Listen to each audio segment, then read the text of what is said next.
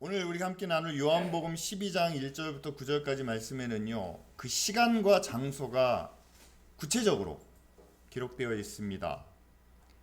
유월절 엿새전, 그리고 베단이라는 지역은 예루살렘으로부터 한 4km 정도 떨어져 있다고 그래요. 근데 이것은 단순한 시간과 장소에 대한 정보가 아니라 지금 이 자리에 계신, 이곳에 계신 예수님의 마음과 그분의 심경을 이렇게 간접적으로 보여주는 그런 메시지입니다. 예수님께서 이 유월절 식사를 마치시고 겟세마네에서 바로 잡혀가십니다. 그러니까 유월절 엿새전이니까 예수님께서 잡히시기 약 일주일 전이란 얘기죠. 그리고 예수님께서 잡히시고 난 후에 이제 십자가를 지시고 그 고난과 모욕을 당하며 이제 골고다로 걸어가시는데, 그렇게 십자가를 지셔야 될 예루살렘이 이제 지척에 있습니다. 1시간이면 걸어갈 수 있는 그런 거리입니다. 자, 이제 제자들에게 비로소 말씀하실 때가 된 거예요. 내가 지금은 너희와 함께 있지만 이제 곧 사람들에게 잡히고, 그리고 재판을 그냥 대충 얼렁뚱땅 받은 후에 내가 십자가를 져야 된다. 고난을 당하고 죽어야 한다. 그러나 그 죽음 후에는 부활이 있다. 그 부활을 통해서 너희도 부활하게 되고 영생을 얻게 된다. 이제 이 메시지를 전해 주셔야 되는데, 그리고 제자들이 그것을 듣고 그 말씀을 믿어야 하는데, 자, 예수님께서 정말 큰 일을 앞두고 계신 거죠. 십자가도 큰 일이지만 예수님의 십자가를 제자들에게 알리는 일, 그것을 제자들로 하여금 받아들이게 하는 일도 큰 일입니다. 따라서 지금부터 보내는 정말 1분 1분이 귀하고 중요한 상황이죠. 그런데 오늘 말씀 우리가 읽은 마지막 절에 9절에 보면 이런 얘기가 나와 있어요. 유대인의 큰 무리가 모였습니다. 그러니까 제자들의 마음은 그렇고, 예수님이 지금 예루살렘으로 가시는데 큰 무리가 예수님을 보러 몰렸다면 얼마나 예수님이 화제의 인물인가요? 아마 그 당시 타임지가 있다면 타임지 표지 인물로 예수님이 기록되지 않았을까요? 그러니까 제자들이 약간 흥분됐을 겁니다. 신이 났을 겁니다. 이야, 사람들이 이렇게 많이 모이는구나. 예수님이 이렇게 관심을 받고 누군가에게는 사랑을, 누군가에게는 미움과 질투를 받는. 하지만 이제 이런 상황 속에서 제자들은 조금 흥분했겠죠.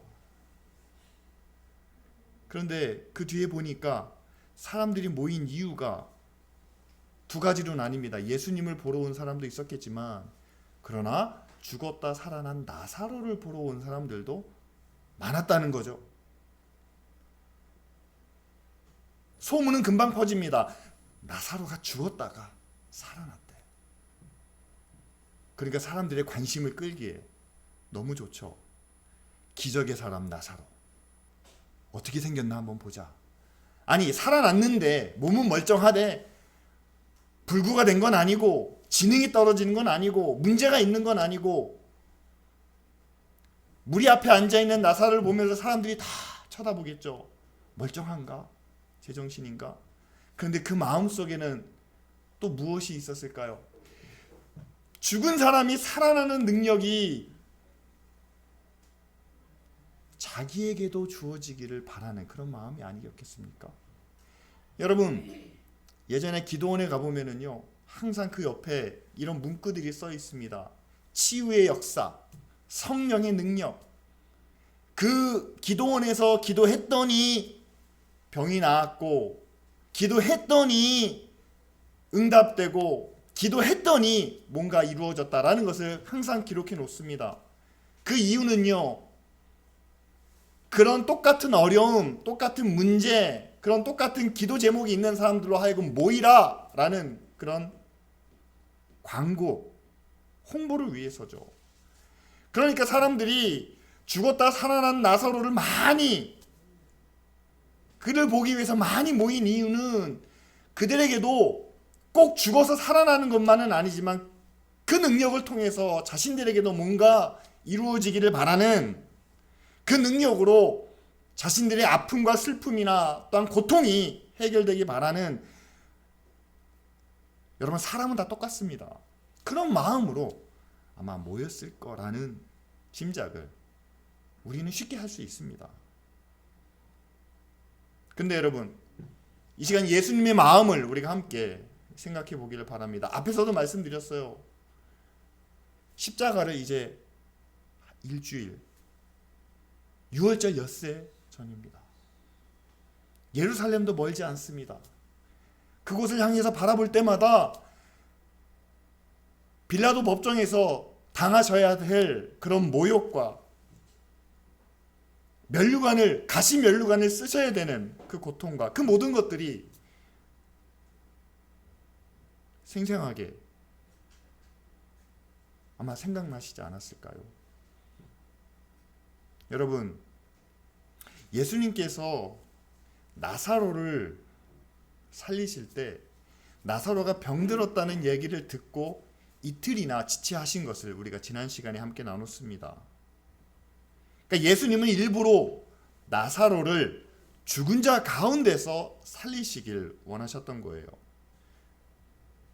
다시 말하면 예수님은 나사로를 부활의 한 증거로 삼기 원하셨다는 겁니다. 자, 죽었던 나사로가 다시 살아나지 않았느냐? 아마 제자들이 이렇게 말씀하실 거예요. 나도 이제 십자가에서 죽는다. 그런데 나도 사흘 만에 다시 살아날 거다.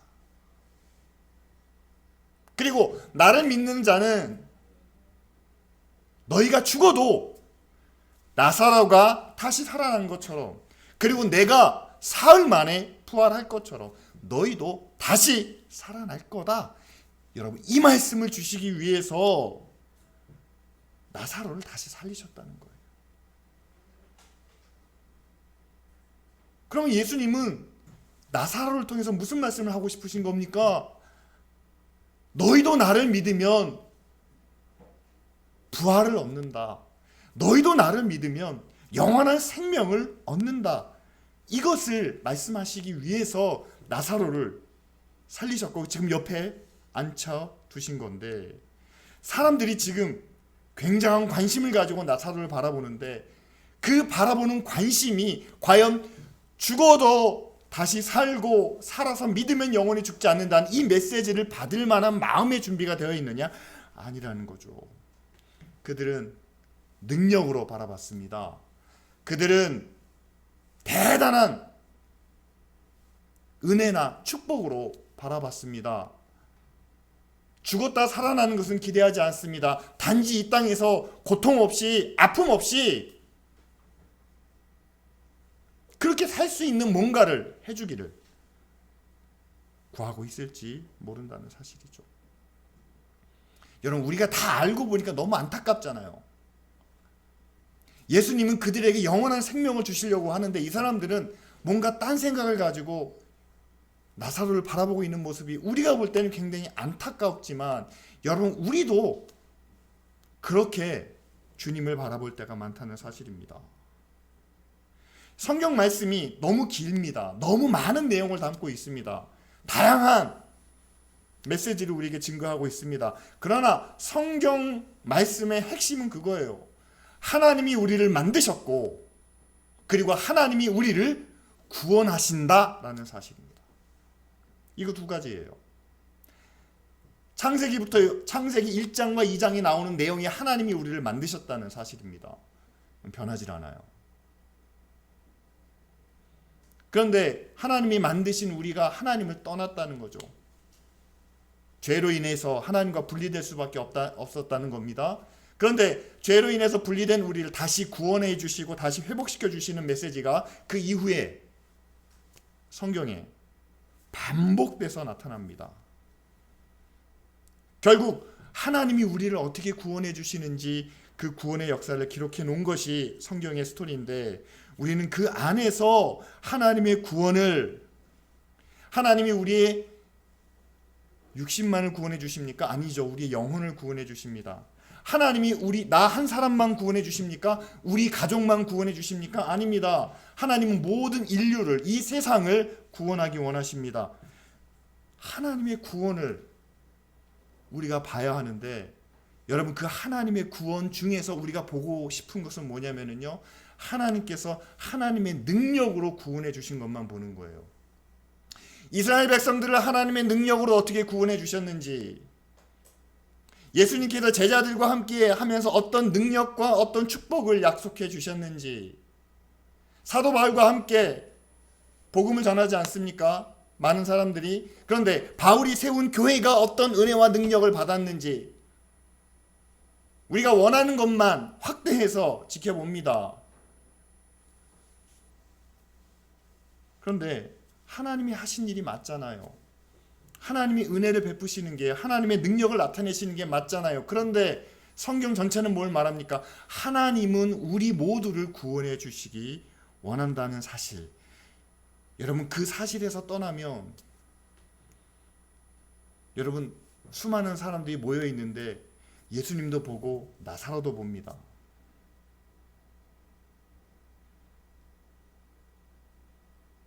이 둘을 함께 보면서 그들의 마음이 과연 일주일 후에 십자가를 지시고 그 고통을 당하고 죽음으로 우리의 죄를 용서해 주실 예수 그리스도를 바라볼 수 있었겠느냐? 아니라는 거죠. 그래서 오늘 말씀의 제목이 우리는 주님만으로 만족합니다 라는 겁니다. 여러분, 성경을 보실 때 하나님 우리에게 구원을 주셔서 너무 감사합니다.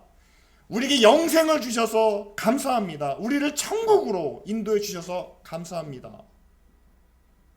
그런데 하나님, 구원과 천국과 영생은 지금 이 세상에서 이루어지는 일이 아니니까 이것과 함께 이 땅에서도 은혜 받게 하시고, 이 땅에서도 축복을 누리게 하시고, 이 땅에서도 형통하게 하여 주시옵소서. 여러분, 우리는 두 가지를 다 함께 구하고 있다는 사실이죠.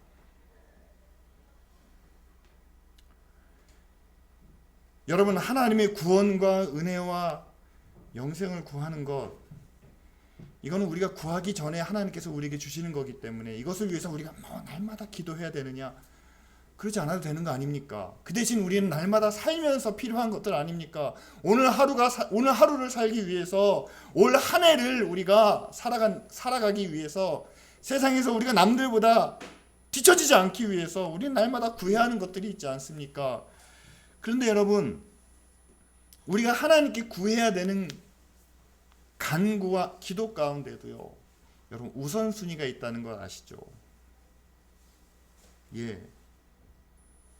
여러분, 하나님께서 우리에게 원하시는, 그리고 하나님께서 기뻐하시는 그 모습을 우리가 함께 생각해 본다면, 여러분, 우리가 먼저 하나님께 이런 고백이 있어야 한다는 사실이죠.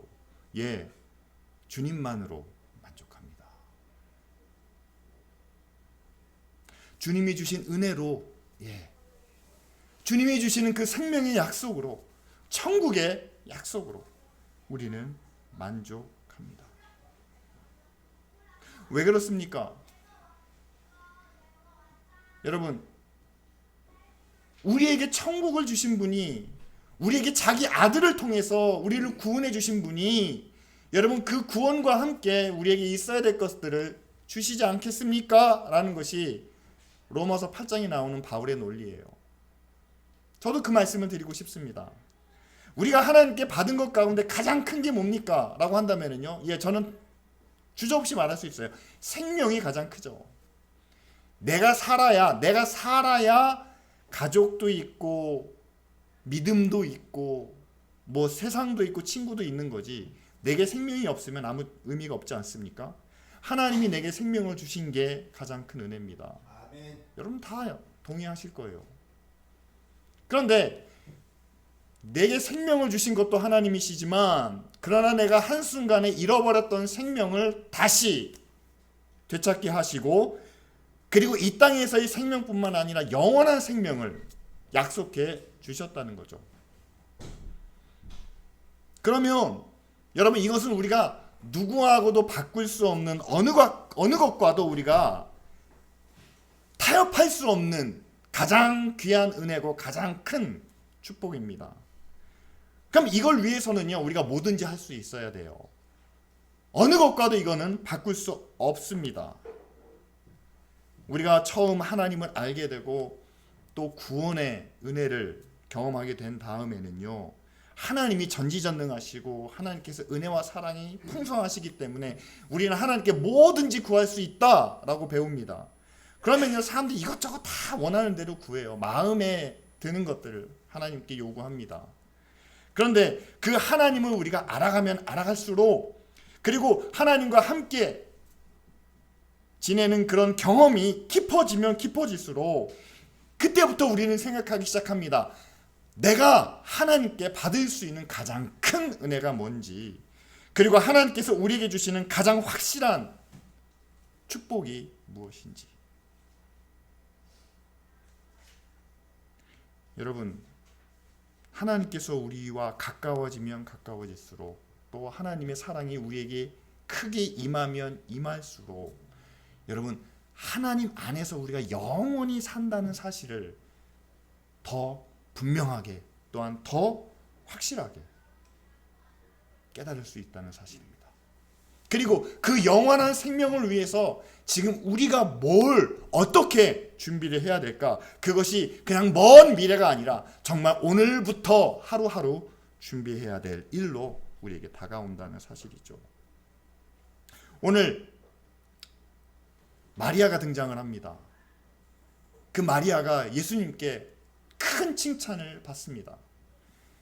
근데 한번 생각해 보세요. 마리아가 예수님께 와서 비싼 향유, 저는 여기서 비싸다는 얘기를 좀 뺐으면 좋겠어요. 그냥 예수님께 향유 하나를 들고 와서 그것을 예수님의 발에 붓고 자기 머리칼로 그 발을 씻습니다. 왜 이런 일을 했을까요? 다양한 이유가 있겠지만 자기 오빠 나사로를 살려주신 것에 대한 감사도 있겠고요. 평소 예수님과의 관계가 가깝기 때문에 평소에 받은 은혜와 감사하는 마음도 있겠지만 우리가 지난주에 살펴본 누구든지 나를 믿는 자는 죽어도 살고 영원히 살아서 믿는 자는 영원히 죽지 않는다는 이 영생의 약속에 대한 믿음도 있었겠죠. 자, 여기서 우리가 바라봐야 될 건 이겁니다. 마리아가 향유를 예수님 발에 붓고 그리고 머리칼로 씻었습니다. 확실한 건 이건 오직 예수님만을 향한 마리아의 사랑과 감사의 표현이었다는 사실이에요. 주변에서 이런 사람들이 있습니다. 아우 저 아까운 걸. 아니 예수님의 발에 왜 기름을 부어? 저거 한번 나갔다 오면 다 씻어서 없어질 텐데. 반응은 여러 가지로 나뉘었습니다. 그런데 예수님께서 이렇게 말씀하십니다. 그대로 둬라. 너희들은 모르지만 이 마리아는 내 장례를 지금 준비하고 있다. 그리고 마태복음과 마가복음에는 이런 칭찬의 말씀이 기록되어 있습니다. 온 천하에 어디서든지 복음이 전파되는 곳에는 이 여인이 행한 일도 말하여 그를 기억하게 될 거다. 성경에서 예수님께서 칭찬해 주신 것 중에서는 가장 높은 최고의 찬사가 아닌가 그렇게 생각이 됩니다. 자, 그럼 예수님께서 왜 이런 말씀을 하셨는지 한번 우리가 생각해 봐야 되겠죠. 여러분, 비싼 향유이기 때문에 그만큼 값어치가 있는 희생과 헌신을 드렸기 때문에 이거는 사실은 이 말씀의 의미와는 다릅니다. 제가 앞에서 말씀드린 대로 마리아가 자신에게 있어서 가장 소중한 것을 예수님께 드렸습니다. 그런데 사람들은 그것을 인정해 주지 않았어요. 왜? 향유를 발에 부은 것은 어떤 결과도 만들어내지 못한다는 사실입니다. 가룟 유다가 얘기하잖아요. 가난한 사람들에게 나눠주면 그 사람들이 얼마나 먹고 배부를 수 있겠느냐. 분명한 결과가 있지 않습니까? 그런데 마리아가 한 일은 무슨 결과가 없어요. 그런데 예수님께서 그 사실을 칭찬하시고 인정해 주십니다. 여러분, 여기서 우리가 봐야 될 것은요, 사람은 사람의 마음을 다 알지 못합니다. 그래서 우리는 그 사람의 행동을 보고 그 사람의 말을 듣고 우리는 판단을 하죠. 그리고 사람은 때로는 보지 못하는 것들이 있어요.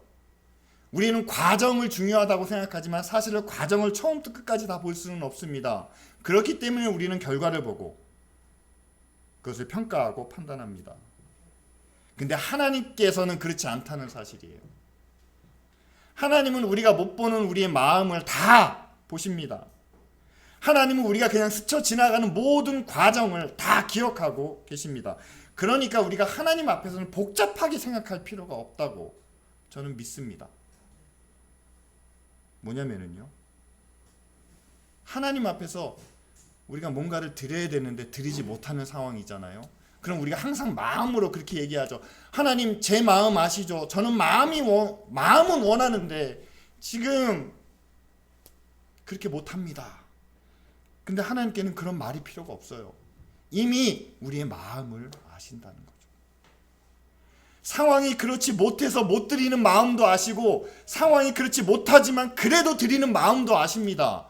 따라서 하나님 앞에 나와가지고, 하나님, 제가 지금 이렇습니다. 우린 그렇게 말할 이유가 없는 것이 이미 우리의 마음을 하나님은 아신다는 사실이죠. 우리는 살면서 좀 거룩하게 살기 원하고 정직하게 살기 원하지만, 그러나 거룩하다고 정직하다고 결과가 꼭 좋은 것만은 아니기 때문에 좋은 결과를 만들어내기 위해서 우리는 거룩도 포기하고 정직도 포기할 때가 있습니다. 그런데 하나님께서는 결과만 보시는 분은 아니라는 거예요. 참 감사하죠. 결과가 좋지 않아도 우리가 어떻게 시작해서 어떤 과정을 거쳤는지를 하나님은 보시고 인정해 주시기 때문에, 우리가 성실하게 했다면, 우리가 정직하게 살았다면, 우리가 거룩함을 지키려고 노력했다면 하나님은 그것으로 족하다라고 말씀해 주실 겁니다. 따라서 여러분, 하나님 앞에서는요, 복잡한 게 없습니다. 마리아가 향유를 예수님께 드렸습니다. 그것이 마리아의 마음이에요. 그 결과를, 그 향유를 가지고 이렇게 했으면 더 좋은 결과가 있었을 텐데, 예수님은 그 결과만을 가지고 판단하시지 않습니다. 그 향유를 얻기 위해서 얼마나 많은 수고와 노력과 땀과 눈물을 흘려야 됐을지 예수님은 그걸 아신 거예요. 그렇기 때문에 그 귀한 것을 나를 위해서 드렸다는 그 마음과 그 모든 과정을 보시고 가장 크게 칭찬해 주셨다는 사실이죠. 여러분, 우리는 믿음으로 살 때 가끔 사람들에게 무시되었던 우리의 마음과 진심이 있습니다. 나는 최선을 다했는데 사람들은 그것 가지고 부족하다고 얘기를 해요. 그렇게 해서는 안 된다고 얘기합니다. 어떻게든지 노력하고 수고해서 좋은 결과를 만들려고 했는데 사람들은 얘기합니다. 야, 남들과 비교하면 그건 아무것도 아니야. 너 그렇게 해가지고 어떻게 살겠어? 좋은 결과가 아니니까, 보이기에 대단한 것도 아니니까, 그런 모습에, 그런 판단과 평가에 익숙해지다 보니까요, 우리도 어느덧 작은 일에는 그렇게 신경 쓰지 않으려고 합니다. 보이지 않는 결과에 대해서는 우리의 마음이 멀어집니다. 근데 여러분, 기억하시길 바랍니다. 하나님은 우리의 마음을 보신다는 사실이에요. 하나님은 우리의 결과보다 우리가 어떻게 살아가는지 그 과정을 지켜보신다는 사실이죠. 여러분, 마리아의 향유가 그런 의미가 있습니다. 여러분 이 마리아의 향유를 보고 나도 가장 비싼 걸 하나님께 드려야 되겠다라고 결단하신다면 저는 본문의 의미와는 달라요. 그렇게 말씀을 드립니다. 여러분께서 하나님을 향해서 또 예수 그리스도를 향해서 여러분들의 마음과 여러분들의 진심을 담아 드린다면 그것이 오늘 드려진 향유와 같습니다. 사람들은 자꾸 뭔가 결과를 만들어내라고 하지만 그러나 그 결과보다는 하나님 앞에서 오늘도 살아계신 하나님, 오늘도 우리를 지켜보시는 하나님을 우리가 믿음으로 고백하지 않습니까? 그 하나님 앞에서 모든 순서와 과정을 정직하고 성실하게 살아나가는 그 모습을 하나님은 아시고 또 하나님은 인정해 주실 거라 믿습니다. 그런데 꼭 세상에는 그렇지 않은 사람이 있죠. 오늘 말씀에도 예수님의 제자 중에 가룟 유다가 등장을 합니다. 그걸 차라리 가난한 사람들에게 주면 더 낫지 않겠느냐. 여러분 이것을 요한은 도둑이라고 표현을 했지만 저는 유다가 개인적인 욕심 때문에 그랬던 것은 아니라고 봅니다. 이렇게 볼 수도 있죠. 가난한 이들에게 이 귀한 것을 함께 나누면 예수님에 대한 소문이 더 좋게 날 수 있겠죠. 그러면 더 많은 사람들이 예수님을 향해서 모이고 예수님을 높이고 예수님을 찬양하는 그런 일이 생길 겁니다. 그러면 예수님께서 예루살렘으로 가실 때 예수님을 지지하는 세력들이 더 많겠죠. 결국에는 이제 예루살렘으로 가셔서 예수님이 그 지지 세력들을 등에 업고 로마의 지배하에 있는 이스라엘을 다시 한번 일으키는, 그래서 이스라엘의 자유와 독립을 이뤄내고픈 그런 마음이 아마 유다 안에 있지 않았을까 생각을 합니다. 그런데 여러분, 과연 그 유다의 생각이, 그 유다의 계획이 오늘 예수님께서 바라보시는 십자가와 구원과 일치하는가? 아니요, 그렇지 않은 것 같습니다. 여러분, 교회가 하나님의 일을 하고 그리고 하나님의 영광을 구한다고 합니다. 그런데 여기서 말하는 하나님의 영광이 굉장히 모호하고 또 일관성이 없어요. 한 가지 예를 들겠습니다. 여러분, 유럽에 여행을 가시다 보면은요, 중세나 또 그 이전에 지어졌던 큰 성당들을 찾아보실 수 있습니다. 어떤 성당은 뭐 몇백 년 동안 지어졌다고 하고요, 아직까지도 짓고 있는 그런 성당들이 있습니다. 많은 사람들은 그것을 위대한 건축물 또는 작품으로 인정을 합니다. 그래서 믿는 분들이 이렇게 유럽에 있는 큰 성당들 보면 뭐 몇백 년 전에 뭐 언제 지어졌던 거고, 그 성당 안에 들어가 보면 스테인 글라스가 굉장히 잘 돼 있고 그림이나 조각들을 보면 예수님의 제자들이나 또는 성경에 나와 있는 그런 이야기들을 쫙 이렇게 그려놓은 모습을 보면은요, 그 안에서 하나님의 영광을, 그리고 그 안에서 하나님의 그 전능하심을 느끼게 된다, 이렇게 말씀을 합니다. 저도 그랬어요. 사실은 저도 뭐 영국에 있을 때나 아니면 유럽 이렇게 돌아보면서 성당에 들어가면서 정말 그 안에서 하나님의 위엄과 하나님의 능력을 경험하기도 했습니다. 여러분, 요즘에 이런 비판들이 있습니다. 지금으로부터 뭐 1000년 전, 500년 전, 지금 보기에도 그렇게 크고 위대한 장엄한 건축물을 그 당시 사람들이 짓기 위해서 얼마나 많은 재료와 노동력과 수고가 필요했을까? 어떤 성당은 수십 년 또는 수백 년 동안 건축이 됐다고 하는데, 과연 그것을 위해서 필요한 뭐 돌이나 뭐 여러 가지 재료들은 정당한 가격을 주고 교회가 구입을 했을지, 필요한 노동력은 정당한 대가를 지불하고 일하게 했을지, 역사적 기록을 보면은요 전혀 그렇지 않다는 사실이에요. 세금을 통해서 성당이 지어집니다. 왕이 명령을 해서 노동력을 착취를 합니다. 그리고 나서 다 지어지고 난 후에 이것은 하나님을 위한 일이다 라고 선언을 합니다. 과연 그것이 정말 하나님을 위한 일인지, 지금 우리가 느끼기에는 이렇게 크고 위대한 건축물이고 작품이기 때문에 우리는 그 안에서 하나님의 영광을, 하나님의 위엄을 느낄 수 있을지는 모르지만, 정말 그 당시에 그 성당을 짓기 위해서 피땀을 흘렸던 사람들은, 때로는 그 성당을 짓다가 희생된 생명, 희생된 가족들은 정말 그것을 보면서 하나님의 영광을 그들이 경험할 수 있었을까요? 아니라는 거죠. 여러분, 교회가 하나님의 영광을 이야기할 때요, 하나님의 영광은 한 영혼이, 한 생명이 구원을 얻는 것이 하나님께는 가장 큰 영광이 됩니다.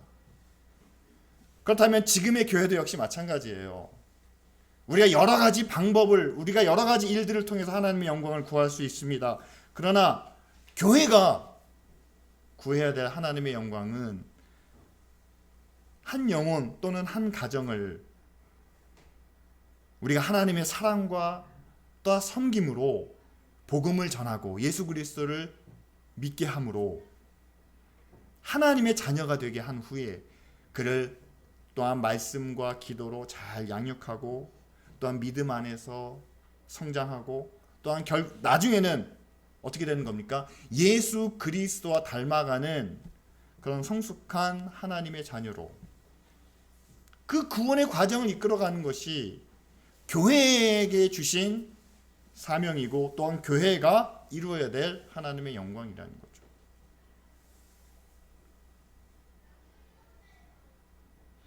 따라서 지금 우리 시대에 어떤 위대한 건축물을 세우고, 지금 우리 시대에 어떤 훌륭한 예술 작품을 만들고, 지금 우리 시대에 어떤 보이는 결과를 통해서 하나님의 영광을 드러낸다, 정말 그것을 통해서 한 영혼이 구원받을 수 있다면, 한 영혼이 예수 그리스도를 인격적으로 닮아갈 수 있다면 저는 그렇게 해야 된다고 봅니다. 그런데 많은 사람들이 이야기합니다. 그렇게 해서는 세상이 변하지 않는다고. 그렇게 해가지고는 하나님을, 예수님을 닮아갈 수 없다고 말합니다. 성탄절이 이제 열흘 정도 남았습니다. 저는 올 연말 이 성탄절을 맞이하는 그런 저희뿐만이 아니라 사회적인 분위기가 차분하고 가라앉아 있는 것을 전 감사하게 생각합니다. 왜냐하면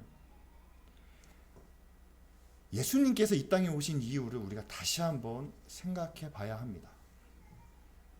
하나님께서 우리를 구원해 주신 이유와 또 구원의 길을, 구원의 과정을 우리가 한번 돌아봐야만 합니다. 지난 수십 년 동안 교회가 성장하고 부흥하면서 우리가 너무 신이 나 있었던 것 같아요.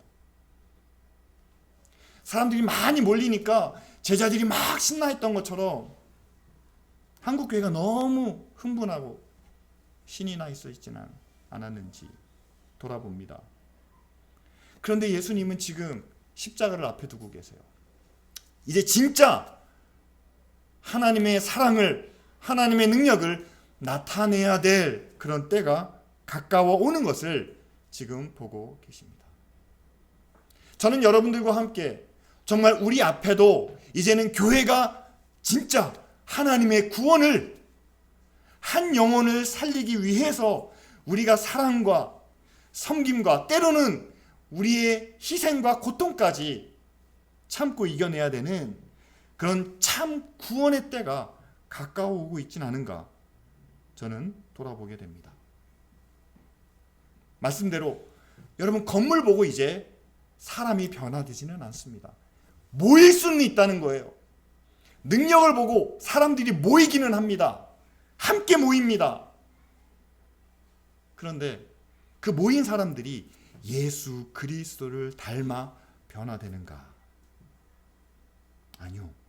그들은 능력을 보고 왔기 때문에, 또는 그들은 축복을 구하기 위해서 왔기 때문에 능력과 축복을 구하는 것만큼 그들이 변화되는 시간은 점점 더 늦어지고 있다는 사실이죠. 우린 그런 가운데 우리를 위해서 이 땅에 오신 예수 그리스도를 우리가 함께 바라보기를 원합니다. 그리고 그 예수 그리스도를 바라보며 이제는 우리가 우리의 구원을, 그 주님으로부터 받은 그 영생을 생각하며 우리에게 주신 가장 큰 은혜와 사랑, 그 구원과 영생을 주신 주님만으로 우리는 만족합니다. 라는 그 고백을 우리가 함께 드리기 원합니다. 그렇다면 하나님도 우리에게 그렇게 대답해 주실 거라고 저는 믿어요. 변함없는 믿음으로, 그리고 나를 향한 진실한 마음으로 예배하는, 그리고 보이지 않는 가운데서도 성실하게 진실하게 말씀대로 살기로 노력하는, 나는 그것만으로도 너희들에게 만족한다 라고 대답해 주시리라 믿습니다. 아멘. 여러분, 우리가 하나님을 기쁘시게 하는 일, 그리고 하나님을 기뻐하는 일이 이제는 그렇게 어렵지 않다는 것을 우리가 보게 됩니다. 마음은 그렇지 않은데 잘 안 되네요. 하나님은 그 마음을 보십니다. 지금까지 잘 해왔는데 왜 정작 중요할 때는 안 되네요. 그런데 지금까지 잘 해온 것을 하나님은 아십니다. 그러면요, 세상은 항상 보이는 것과 결과를 가지고 판단하지만 하나님은 그 외에 다른 것을 보시기 때문에 우리는 하나님 앞에 당당하게 나갈 수 있다는 사실이죠. 이 시간 함께 기도하겠습니다. 여러분, 정말 주님만으로 만족합니다. 내게 주신 구원과 영생이 가장 큰 은혜고 축복이기 때문에 그것으로 만족합니다. 그리고 이제는 우리도 하나님을 향한 우리의 마음을, 그리고 말씀 안에서 살아가는 우리의 모든 삶의 과정을 하나님께 드립니다. 하나님 기쁘게 받아 주옵소서. 함께 기도하겠습니다.